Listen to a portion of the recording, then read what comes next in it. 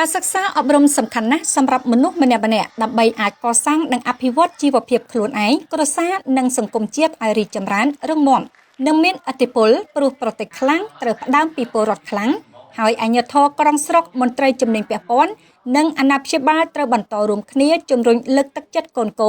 ឲ្យខិតខំរៀនសូត្ររហូតចប់មហាវិទ្យាល័យនេះគឺជាប្រសាសន៍របស់លោកខៀវរដ្ឋភ័ណ្ឌអភិបាលរងខេត្តកំពតថ្លែងក្នុងពិធីប្រគល់សញ្ញាបត្រវិញ្ញាបនបត្របញ្ចប់ការសិក្សា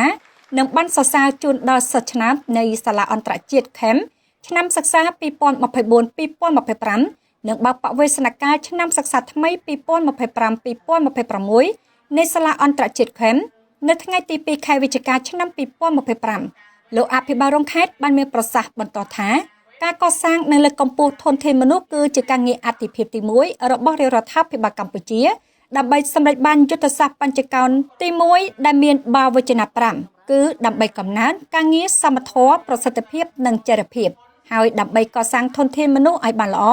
និងមានសក្តានុពលខ្ពស់គឺត្រូវចាប់ផ្ដើមពីការអប់រំកុមារតូចៗទៅលោករិនរ៉េតនាយកសាលាអន្តរជាតិខេមបានឲ្យដឹងថាចក្ខុវិស័យរបស់សាលាដើម្បីជួយទៅដល់កុមារនៅទីជនបទឲ្យទទួលបានឱកាសនៃការសិក្សាអប់រំប្រកបដោយស្តង់ដារខ្ពស់ស្របតាមប្រព័ន្ធសិក្សាអប់រំរបស់ក្រសួងនិងប្រព័ន្ធអប់រំអន្តរជាតិនៅក្នុងបំណងបណ្ដុះកុមារឲ្យក្លាយទៅជាអ្នកដឹកនាំនាពេលអនាគតលោកក៏បានបញ្ជាក់ថារយៈពេល6ឆ្នាំ